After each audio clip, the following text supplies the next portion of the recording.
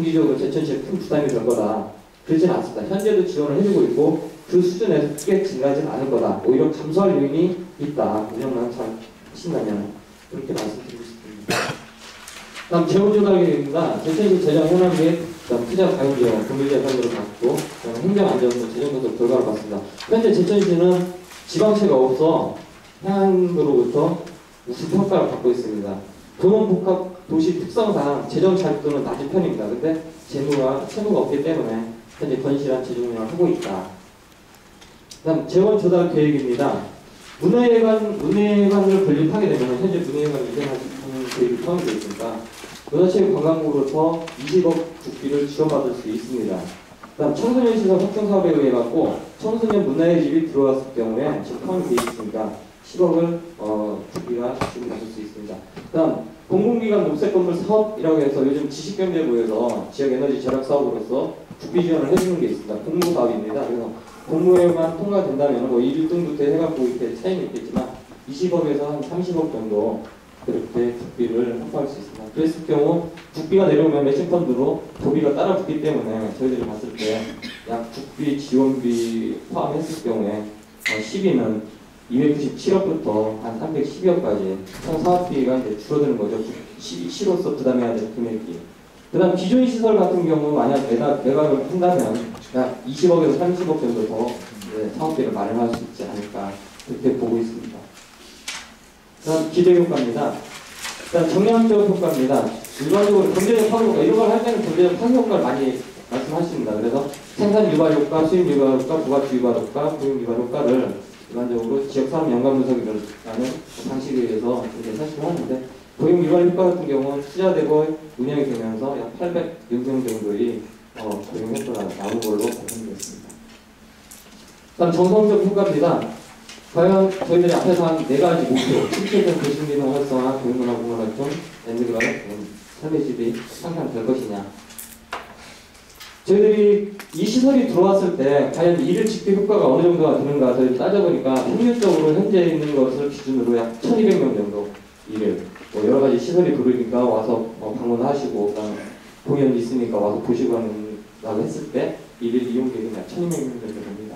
다음 교육문화 공간 확충을 저희가 한다고 목표를 잡았었는데 현재 보시는 바와 같이 약 8,453제곱미터가 확충이 됩니다. 그 다음 확충돼갖고 시설이 복합화되면서 앞에서 발언처럼 어떤 만족도가 높게 나올 걸로 저희들도 기대를 하고 있습니다. 그 다음 지역 랜드마크 개발, 이게 과연 랜드마크가 될 것이냐. 전국에 최초로 구도심 활성화를 위해서 지자체가 공공복합시설을 이런 구도심에 하겠다 하는 데가 사례가 없습니다. 저희들도 여러 군데 다니면서 찾아봤지만 그만큼 이 사업이 어떤 구도심 활성화에 대해서 어떤 사례가 될 수 있고 모범이 될 수 있는 사업이 될 수 있습니다. 그렇게 된다면 어떤 구도심 개발의 상징성을 가질 수 있습니다.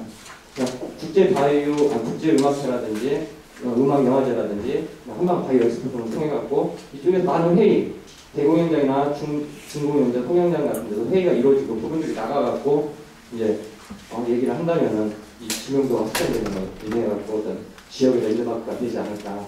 그다음 시민 삶의 질 향상, 다양한 프로그램, 그다음 깨끗한 환경에서 교육과 문화를 느낄 수 있기 때문에 시민 삶의 질 향상도 분명히 발생할 것입니다. 결론 및 제언입니다.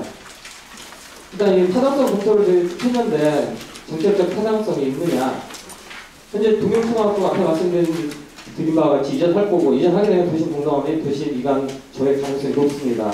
태안 화산공에 있는 제천문화회관 협소하고 제대로 된 어떤 공연도 못하며 조명 무대 배우수 구입하면서도 지금 매년 예산을 쓰고 있지만 어떤 보이는 효과는 거의 나타나지 않고 있습니다. 그래서 현재 이 사업은 필요하고 시급하다. 이때를 놓치면은 어렵지 않을까 보고 있습니다. 두 번째, 상위 계획 및 정부 정책과의 어떤 부합성. 말씀드린 바와 같이 상위 정부 정책도 다양한 시설을 복합시켜라. 그로 인해 갖고 권리비용도 절감시키고 활용도도 높여라. 그런 얘기고, 그다음 현재 제천시가 가고자 하는 어떤 문화 관광 도시와도 부합된다. 그다음 주민 수건도 설문조사에서 보시는 바와 같이 약 찬성이 70% 이상이 찬성을 해주셨다.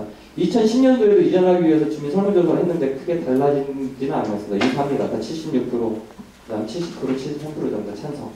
그다음 지역 어떤 파급 효과, 시내 중심권에 입지에 있는 어떤 도시 도심 공동화를 방지하고 활성화에 큰 역할을 할 것으로 기대하고 있습니다. 어쨌든 시민 수건 사업으로서 여러 가지 필요성, 조합성, 수건도 파급 효과를 봤을 때 정책적인 타당성은 있다. 경제적 타당성 앞에서 말씀드린 것과 같이 빚이 1이 넘지는 않지만 공공시설로서 빚이 1을 넘는 그런 시설은 거의 사례를 찾아볼 수가 없습니다. 본 사업은 건립으로 인한 어떤 파급효과 및 이제 시민 독립인진의 어떤 무용효과를 바라보고 추계하지 않을까 생각했습니다. 다음 재무적 타당성. 제천시 재정 현황 말씀드렸듯이 현재 채무 하나도 없고 우상합니다. 이걸 하기 위해서 지방채를 발행하자는 말씀은 아닙니다. 그 지방채 발행 안 해도 충분히 이 사업 끌고 나가실 수 있습니다.